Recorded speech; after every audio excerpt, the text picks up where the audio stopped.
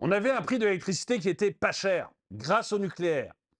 Et puis, à cause de l'éolien, à cause du solaire, à cause de l'idéologie et de la bêtise de nos gouvernants, on a fait totalement déraper le prix de notre nucléaire. Oh, c'est pas moi qui le dis. Moi, je vous l'ai toujours dit sur cette chaîne, mais là, c'est pas moi qui le dis. C'est un sénateur qui a fait une enquête sénatoriale et qui montre tout simplement que notre pays est dirigé par des idéologues qui se fichent complètement, mais complètement de vos intérêts, qui ne pensent qu'à une chose, leur idéologie, Gaïa, leur servitude par rapport à la nature. Bonjour et bienvenue dans cette nouvelle vidéo de DME en direct. Comme toujours, si vous n'êtes pas abonné, je vous suggère de le faire et de cliquer sur la cloche pour être prévenu lorsque je sors une nouvelle vidéo. Et vous devriez aller dans la boutique DME, le lien est dans la description. Allez dans la boutique DME, vous allez certainement trouver quelque chose qui vous intéresse. On va regarder ce que nous dit ce sénateur parce que je l'ai trouvé très intéressant. C'était sur CNews. J'ai trouvé très intéressant tout simplement parce qu'il redit ce que moi je dis depuis le début sur cette chaîne et sur Droma Économie avant. Ce que je dis depuis le début, c'est que on avait un prix magnifique, mais magnifique, et que de l'énergie, et que l'idéologie a détruit tout cela. Mais l'énergie, si vous voulez, c'est toute l'économie. L'économie, c'est l'énergie transformée. Donc, le prix de votre baguette est basé sur le prix de l'électricité. Voilà, il faut le savoir, parce que le plus gros coût de votre boulanger, c'est le prix de son électricité. Le prix de votre baguette est basé sur le prix de l'électricité. Le prix de la plupart de la nourriture que vous avez est basé sur le prix de l'électricité. Parce que si c'est des fruits et légumes, il faut d'abord les collecter, et ensuite, il faut les garder dans des... alors, soit ils peuvent être aussi dans des serres, donc là, ça coûte encore plus cher quand ils sont dans des serres, mais en plus, après, parce que les serres, il faut les chauffer, mais en plus, après, il faut les garder au frigidaire et les transporter. Tout ça, c'est de l'énergie. Quand ils arrivent chez Leclerc, chez Carrefour, chez Auchan, tous ces trucs-là, il faut les mettre en chambre froide. Alors, pas froide, il ne faut pas les congeler, mais froide suffisamment pour les garder le plus longtemps possible. Donc là aussi, c'est de l'énergie transformée. Tous vos prix, c'est de l'énergie transformée, et j'ai trouvé ça très intéressant. Et donc, l'idéologie complète de Gaïa, l'amour que nos élites ont pour Gaïa, a fait complètement déraper cette idéologie, ce prix de l'électricité, et c'est l'une des raisons majeures de l'inflation. On avait un prix de l'électricité qui était très bas grâce au nucléaire. Et depuis pas mal d'années, on a souhaité développer les énergies renouvelables, dites renouvelables, qui sont en fait intermittentes, parce que quand il n'y a pas de vent, il n'y a pas de soleil, il n'y a pas d'électricité. Et on a mis beaucoup de moyens dessus. Et ces moyens, ils se retrouvent dans la facture. Ils se retrouvent dans la facture, notamment par le biais d'une taxe qui s'appelle l'accise sur l'électricité, qui a été baissée quand l'électricité a énormément augmenté ces dernières années, mais qui a été remise à son niveau à 32 euros. C'est amusant quand même que les taxes, n'est-ce pas, on ne vous dit jamais vraiment ce que c'est.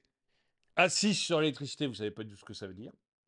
Alors qu'on vous aurait dit taxe pour les éoliennes et les panneaux solaires, vous auriez tout de suite compris. Mais on ne peut pas vous le dire. On ne peut pas vous le dire. Il ne faut surtout pas que vous sachiez que vous payez toutes ces débilités.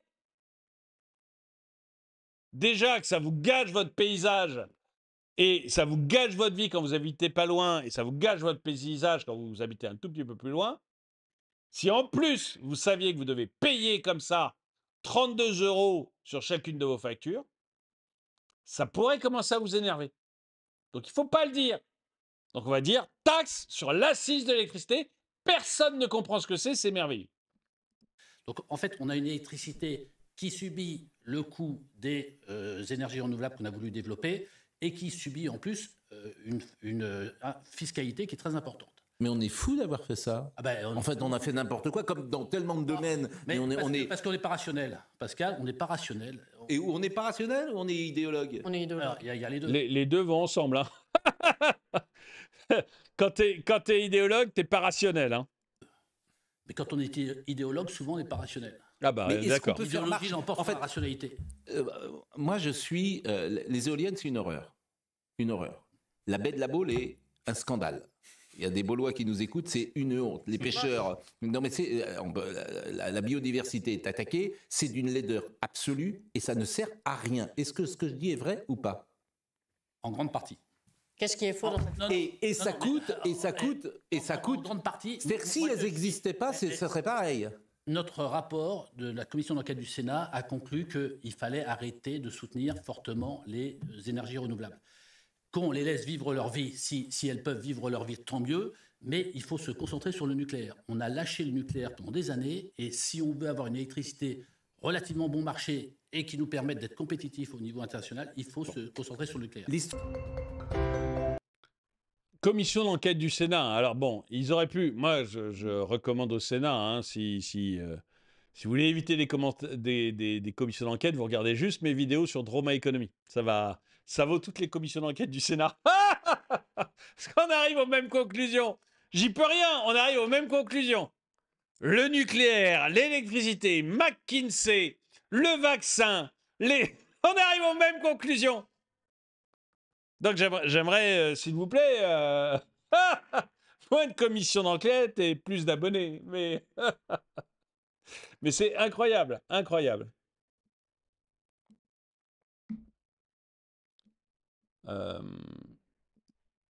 Ce monsieur a omis de préciser quand Pro parle de sortir du marché européen, comme le demande le RN, faire comme l'Espagne et le Portugal, que la France arrange UVL.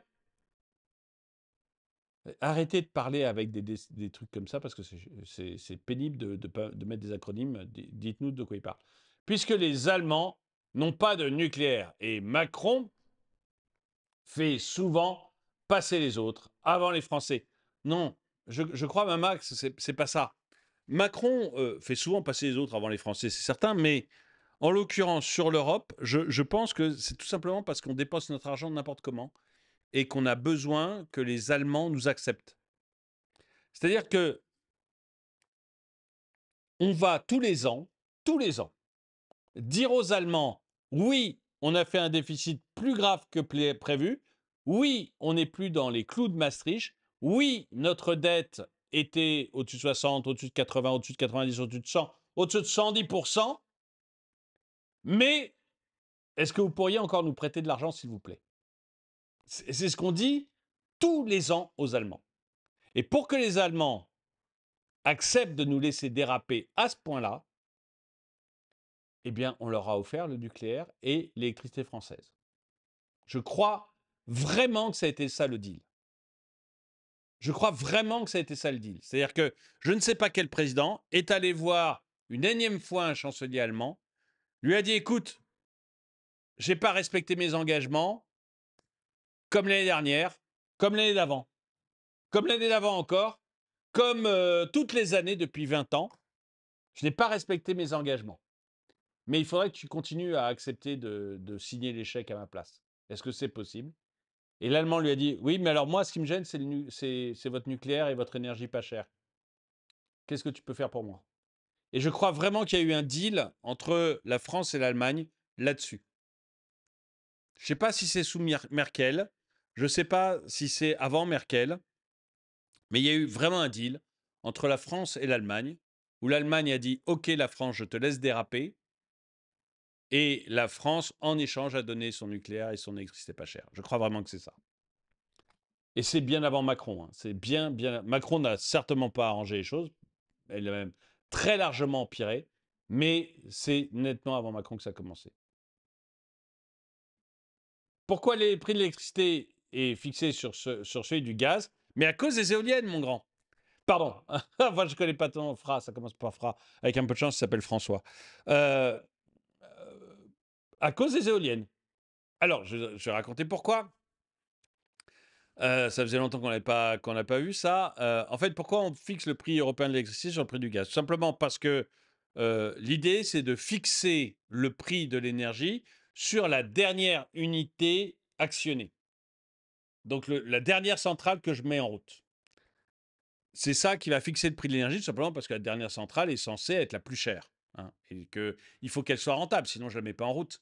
Donc, on va fixer le prix de l'électricité en fonction de la dernière centrale. Le problème de tout ça, c'est que les éoliennes et le solaire, d'ailleurs, c'est intermittent.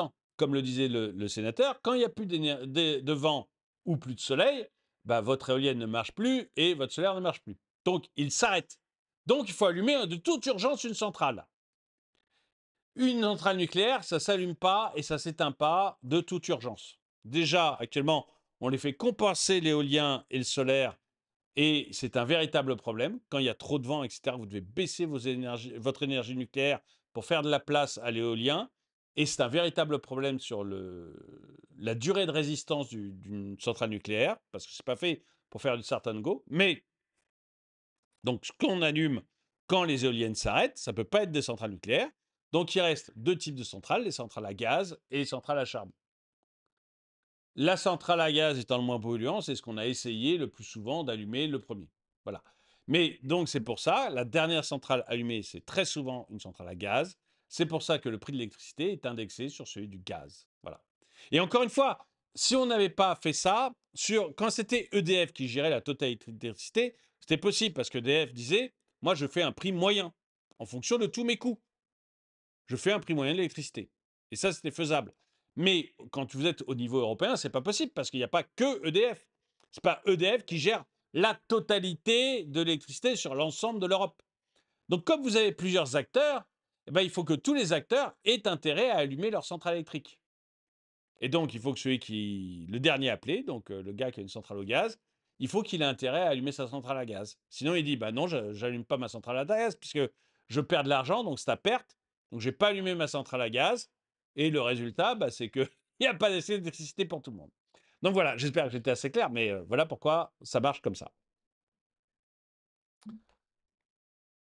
Il doit être plus intelligent que l'énarque Mozart de la finance, Emmanuel Macron. Ça fait 10 ans que je rabâche que la France n'a jamais eu besoin d'une seule éolienne, ni d'ailleurs d'un seul panneau solaire. Je suis totalement d'accord. Je l'ai dit aussi, mais depuis le début, on n'a absolument pas besoin de ces technologies qui sont nulles. Enfin, il faut être clair, hein. Il faut être très clair, hein. L'éolien, c'est ce qui est arrivé au Moyen-Âge. Hein, les moulins à vent, c'est de l'énergie éolienne. Donc me faire croire que l'énergie du Moyen-Âge, c'est l'énergie de l'avenir, faut être stupide pour le croire. Ce n'est pas vrai. Je ne vous traite pas de stupide, hein, ceux qui regardent ma vidéo, mais parce qu'on vous l'a tellement chanté, parce que c'est des gens, jusqu'au président de la République vous ont chanté ce genre de choses, donc enfin, tellement, vous finissez par le croire. Mais honnêtement, eux, comment ont-ils fait par le croire? Je ne le comprends pas en dehors de l'idéologie, mais vraiment l'idéologie, c'est la seule raison, parce qu'après, il faudrait dire la corruption, vous voyez, mais je n'oserais jamais dire qu'Emmanuel Macron est corrompu quand même. Donc, je ne vois que l'idéologie pour faire des choses comme ça.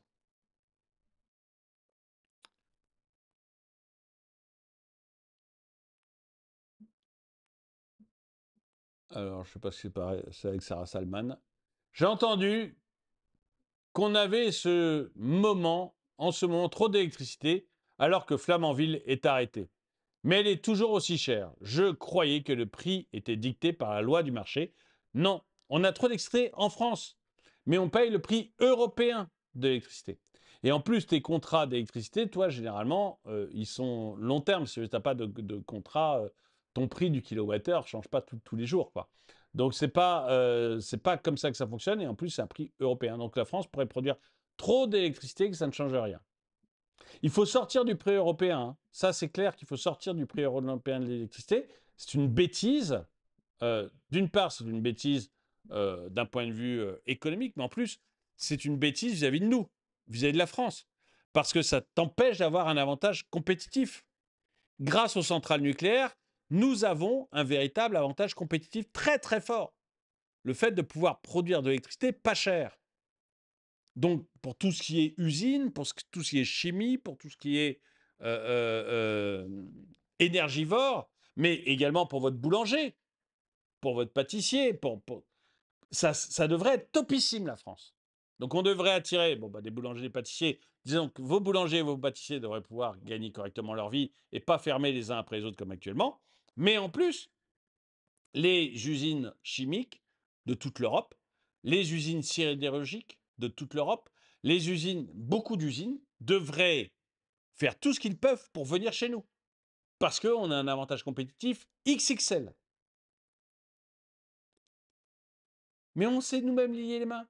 On s'est interdit de l'utiliser en disant il nous faut un prix commun de l'électricité. C'est une folie.